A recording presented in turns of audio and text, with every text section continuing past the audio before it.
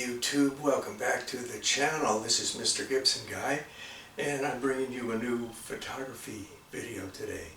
You know, I'm one of those dinosaurs that dates way back to the dark ages in photography, or in modern photography, I guess.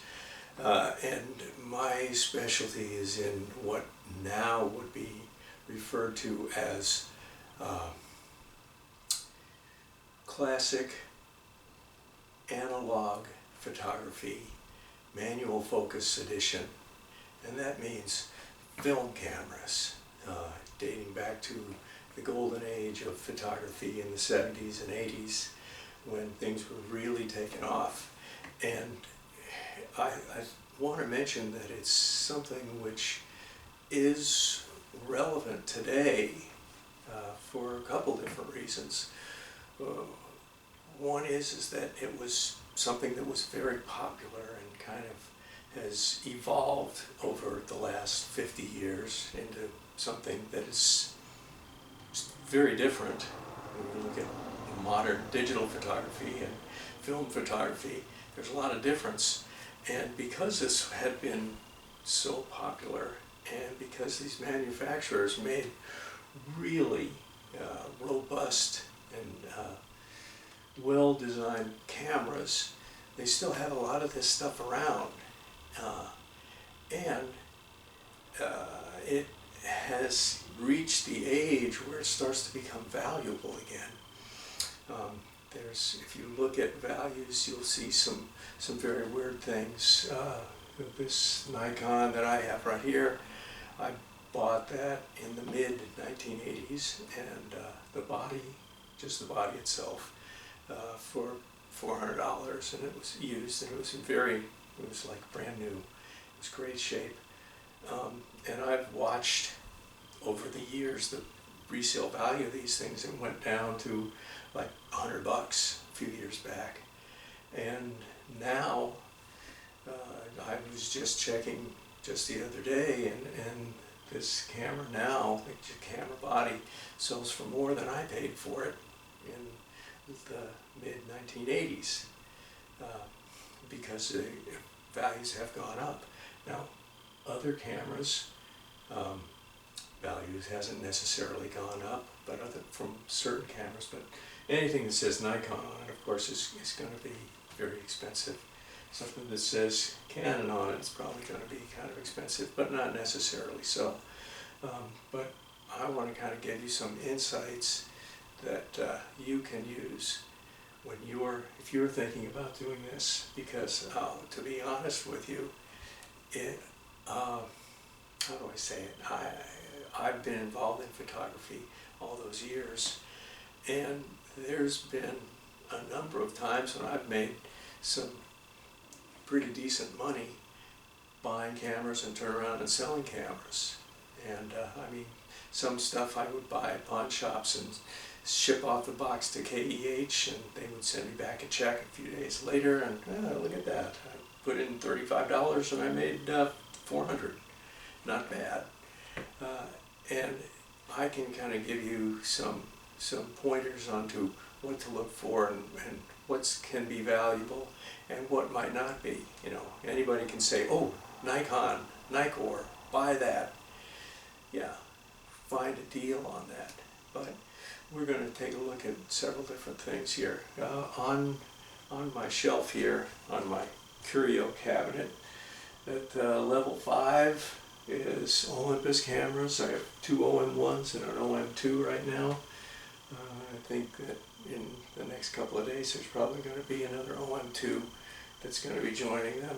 In the 4th level here, I have 4 Nikon cameras and lenses. And down on the 3rd row I have another Nichromat. And there may be some other Nikons that are going to be joining it. I think there's going to definitely need to be an FA somewhere in there. And I recently got this FG, which is not really my kind of camera, but I'm getting used to the idea.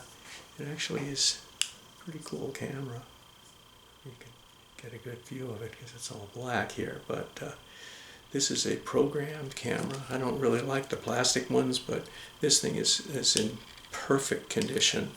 And the FG was a real high-end version of the real cheap EM, but this one has program exposure, and it has through the lens off the film plane flash metering, which is only in very top level Nikons, and apparently this is popular with a lot of serious photographers today as a really easy to carry Nikon.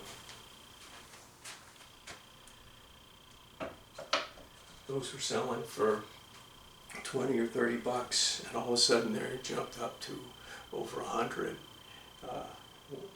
And because it says Nikon on it, if you can find it for a cheap price, it's probably worth buying if it's working, because it says Nikon on it. People are going to want it. All right, this row down here, the third row, this is kind of the catching up here. I have a Minolta XD11, a Nichromat FT, and a Canon A1, I'm going to talk about that in a minute, and a Pentax MX. The Minolta and the Pentax both have the f1.4 lenses on it, and Canon has a Canon f1.7, or I'm sorry, 1.8. Nikon or Minolta does the 1.7, and I have a Nikon 35mm f2 on the Nichromat. I also have a Nikon 85mm f2 on my f3 here. f2 on the f3. I get it. That was a joke. But down here on the second row is a bunch of lenses. Now, that's one of the things I wanted to discuss here primarily with you, is about lenses. Some of these cameras came to me in package and bundle. You buy a camera, you get an extra lens or two extra lenses, a teleconverter or a flash unit, all kinds of deals you can find like that.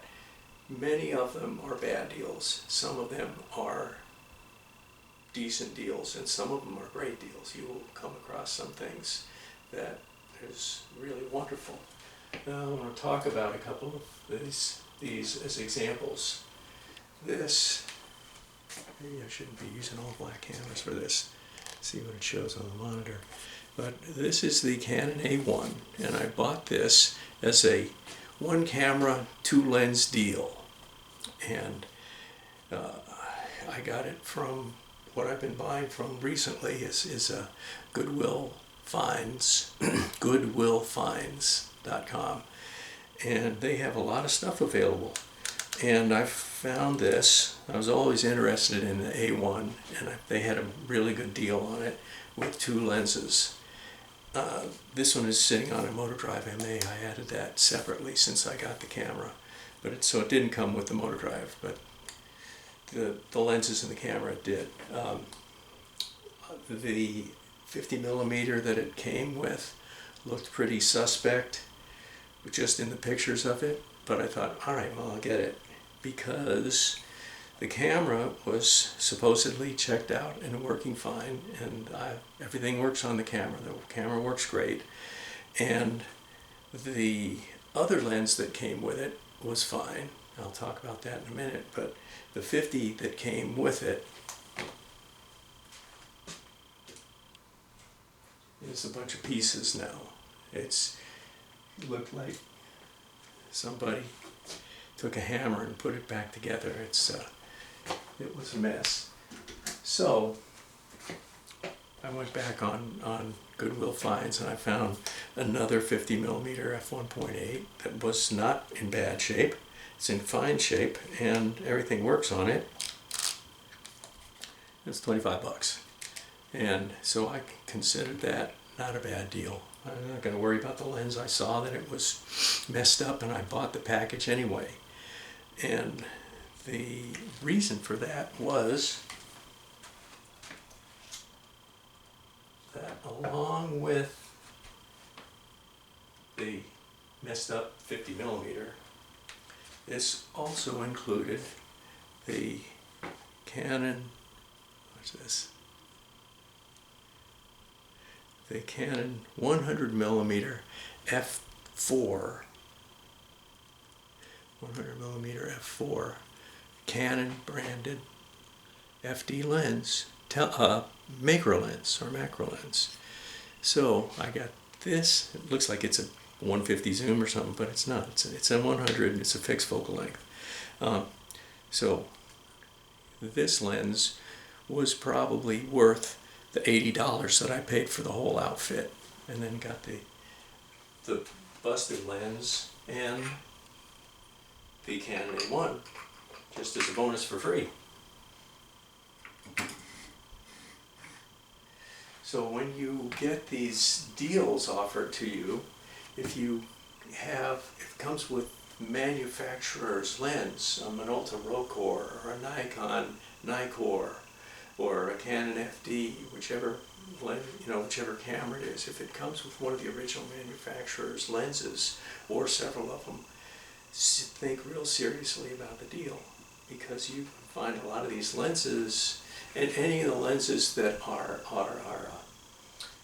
Pentax or Minolta or Nikon or Canon or Olympus, they're most likely going to have a real high value. If they're 1.4s, it's probably worth $100 just for the 50mm. So watch that. I just recently, a few days ago, got this one in. It does work because it has a manual speed on it, but it's going to take a little looking at the electronics. But it has the 50mm. I don't know if I can see that or not. The 50mm f1.4 Rocore X MD lens, and I got this lens is going to be $100 somewhere, and the camera with the lens, I bought it for, what was it, 86, I think it was, plus shipping. But it wasn't expensive, it was like $10 shipping. So I'll have to get a little bit of work done electronically on the camera itself, although the camera's really in nice shape on the outside.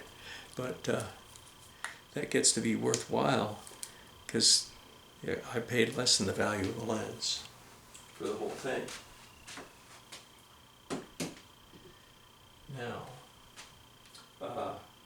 with the Nikon FG, that was another package that I bought, and it came with the regular, it's supposed to be a 55mm Series E lens, but I don't know if you can read this, and the camera's picking it up here, but this doesn't say Series E on it. It is definitely a Series E. It doesn't have the saddle for the Nikon prong up here at f5.6. So it is a Series E lens, even though it doesn't say Series E on it. But I got this, and the SB15 flash. Remember, the FG has through the lens flash, so you have to have a 4-prong hookup on your hot shoe for these, to use the in-camera meter on your flash. But it also, this was really exciting, it came with another lens. It was a 2-lens outfit. Let me show you this one. And this is a push-pull, look at that. Got the field charts there. This happens to be, so I can officially read it, the Tamron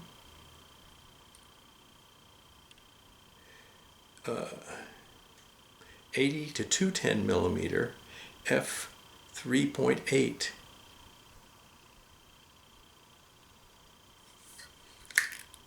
zoom. Well, so what's the big deal? Well, Tamron lenses I consider different than all the other aftermarket lenses. And I don't know if you know this or not.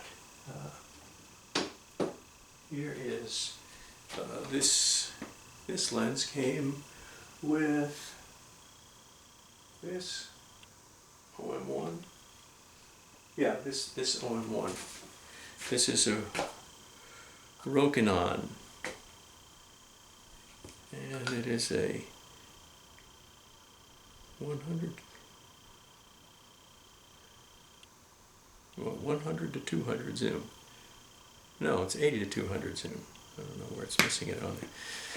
But this lens by itself is worth $10, something like that.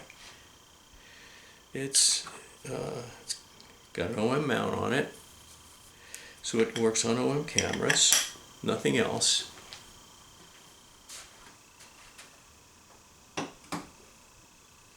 This is Azanuma, which later became Azanuma Tokina lens, and it is a 135mm f2.8. And a nice lens cap and an end cap, and it says Olympus mount on it, like that. Not a bad lens, you could use that, and it's worth maybe $7, $5, something like that.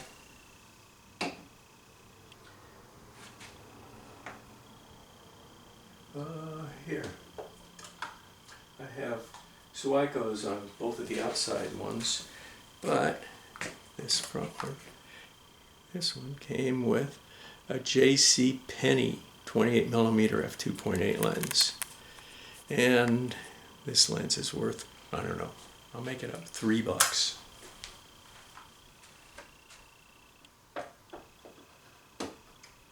How come the Canon is a $100 lens and these others are in single digits, like $3, $5, $7, something like that? Well, these are aftermarket lenses made by independent lens companies, or who knows, they have their names put on all kinds of things. But if you try to sell those to KEH, they'll say, no thanks. There's no market for those. If you have a collection of cameras that some of them come with spare lenses, you'll end up with a shelf that has camera lenses on it. But if you,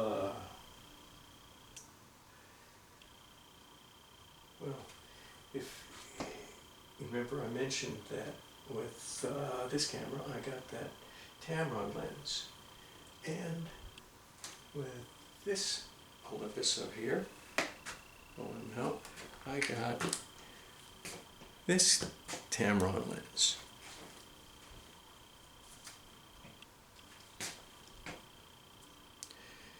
Uh, 35mm to 105mm, and one-touch zoom, and it also has a macro feature you can switch it into with that button, twisting it around, and it gets even longer.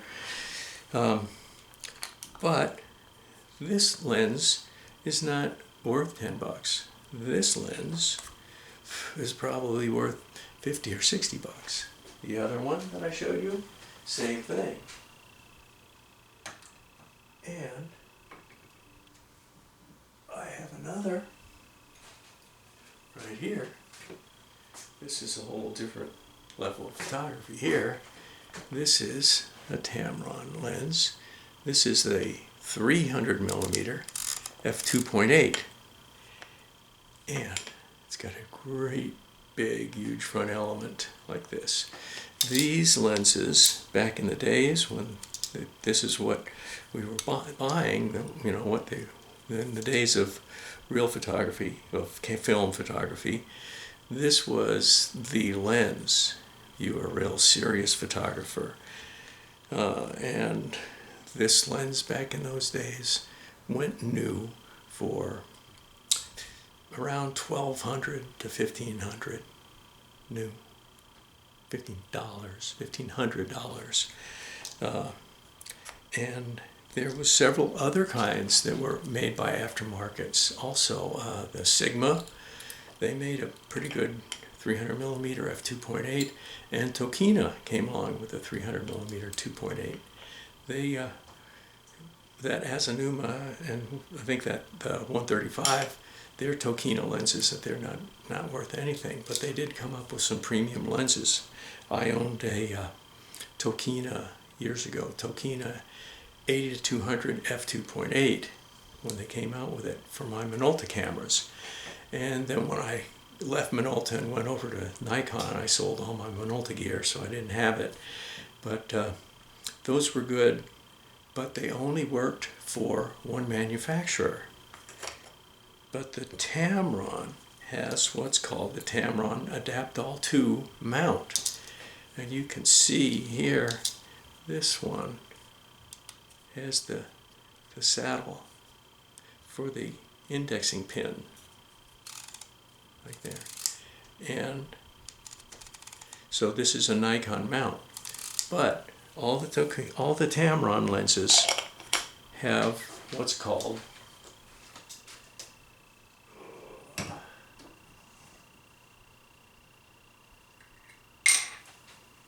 the Adaptall 2 lens mount.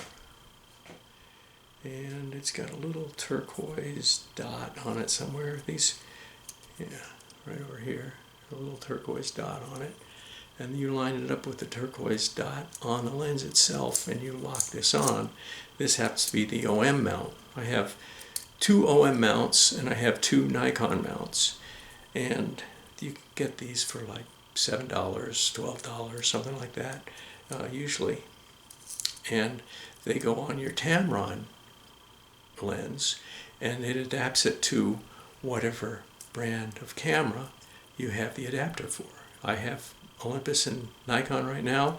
I need to get a Pentax and Canon and a Minolta. And then I can use my 3 Tamron lenses on any lens, any camera that's here. So that's the secret to that. That makes those lenses worth a lot more and a lot more desirable. So when you go looking at stuff and it says, oh, it comes with a Tamron lens, first you want to find out what the lens is for. Usually it's going to be for that camera, but find out why they have it. And then say, condition of the lens is good, I could use that. Yeah, that could be helpful. I could use that on a lot of different things. And like if you were going to make a very expensive purchase, like get a 300mm f2.8, you would really not want to spend that amount of money if it only worked on one of your cameras. Now, I guess I better fill you in on this one. I bought that 300mm about a year ago, and the prices were so low that I got it for right at $200, and I was thrilled to death with the deal. Now they're still around, but they're up $300 or $400 now, starting. And I've seen some that are rougher than the one that I have, going for more than that. So the prices are going up. People are wise to that. And I haven't looked up Sigma 300mm or Tokina 300mm, but I can imagine that their prices are going up too. But you can only use it on one brand of camera. And with the Tamron, that's one of the real important things to know. With the Tamron lenses, you can use it on whichever camera you have an adapter for. Pretty cheap adapters. Let me point out one thing. I said I have 2 Olympus adapters and 2 Nikon adapters, and no Minolta, no Canon, and no Pentax yet. But I'm not going to be running out to buy those adapters for those cameras right now, because I am still picking up cameras. And one of the other cameras or lenses that I miss, that I really want to get, is the Tamron 500mm f8 reflex mirror lens, which is really nice lens to have, especially in adaptol, because if you have the Tamron to that, it's going to be something you can use for all your different cameras. And I might find that lens, 3 months from now or 6 months from now, and it has a Canon adapter on it. Well, if I just went out and bought a Canon adapter, then I'd have 2 of them. Don't really need to. I mean, it's all right to have one, but I might buy another, another one I'm definitely going to put into the collection as soon as possible. Since I've seen them around $100, but they're starting to jump up again, is the Tamron 80-200 f2.8, which I've seen going for right around 100, if it's beat up a little bit, and a little bit over 100, like 120, something like that. You can find some pretty nice ones. And will it be a Nikon adapter mount on it? I don't know. It might be. It might be a Minolta. You never know till you get it, because I don't know where I'm buying it from yet. I haven't found that lens, but when I find it, it'll have some adapter on it. So don't be rushing out to get all of them, because just look at what comes up and watch out for Tamron lenses in these packages where you get 3 lenses and a camera body. So with those things in mind, I'll just finish off with talking about values a little bit more precisely, and that is that cameras that are plastic on top and plastic on the bottom, this, like an EM series Nikon, or A series Canons. Now this Canon A1 is plastic on top and it's brass on the bottom, so it's pretty valuable camera. But mostly the plastic cameras don't hold value as much. I'll tell you something that I came across last night that just floored me. I have this Pentax MX, and this is an all mechanical and all brass camera with an aluminum frame or aluminium, depending on where you're from.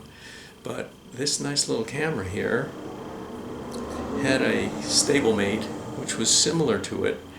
That was this one was the answer to the Olympus OM1, and that they made a manual match needle camera, which was shrunk down. This actually is a little tiny bit smaller than an OM1, but they wanted to make it small enough to be a compact camera in the mid-60s because everybody was going for the OM1, and this was the Pentax answer to it. But the camera that they used to base it on was a full-size camera.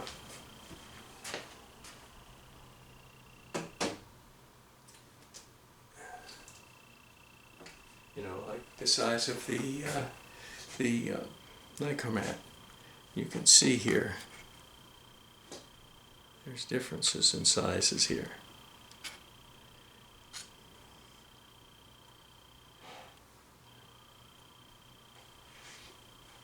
Yeah, this Pentax is definitely smaller than the full-size. Full-size Pentax was a camera called the K1000. It was basically a bigger MX. Well, the K1000 was Pentax's, it's like equivalent of an SRT Minolta. It was their entry-level, most basic 35mm SLR that had a light meter and a match needle system in it to measure, to give your exposure settings.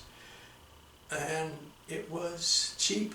It was the first Japanese camera that was transferred over to be made in China. And when Japanese SLRs were selling from $200 or $300 for a new body. The K1000s were selling for like $129 all over the place. It was like a real cheap camera that they flooded the market with. It wasn't a bad camera. It was a pretty sturdy camera. I had one at one time. And it wasn't anything to write home about, but it did the job and made some very decent pictures. Well, that was their base model, not even made in Japan. And I just saw the other day that they are selling from between $125 and $400 for a K1000 now. And I'm like, you've got to be kidding.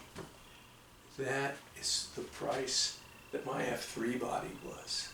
And there's demand for it. It's a mechanical camera. It works without batteries, except for the light meter.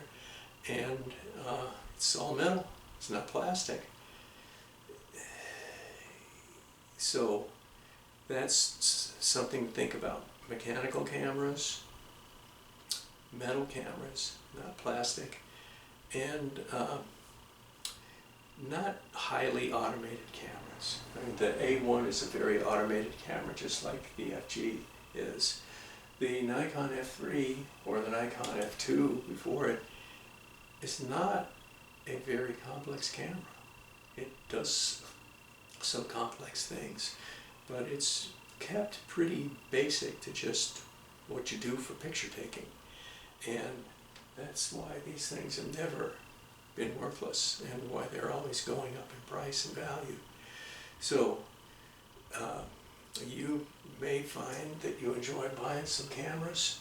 Pretty soon you're going to say, I don't know if I like this one. You're going to advertise it somewhere and you're going to find it, wow, it just disappeared like that. And why is that? Because I bought it for $50 and I turned around and sold it for $200. All I did was clean it off, change the batteries in it, take some pictures with it. But that can happen, and that I'm telling you this is the money part of this. This market is going up right now. I've just watched it since I bought this a year ago. Prices are spiraling up. You can still get some good deals, but they're going to go really fast. So I'm going to get online now and see if I can get that $49 OM2N with the silly Vivitar lens. But then I think I'm going to put an ad out, maybe somewhere in Facebook advertisements or something, and sell 5 camera lenses for $50 and get rid of the junky stuff that I have and make some more room for some more Tamrons and some good stuff. Alright, so if you found this helpful towards your journey into analog photography, give us a check, a like, check the like, click the like, and a subscribe would be really neat.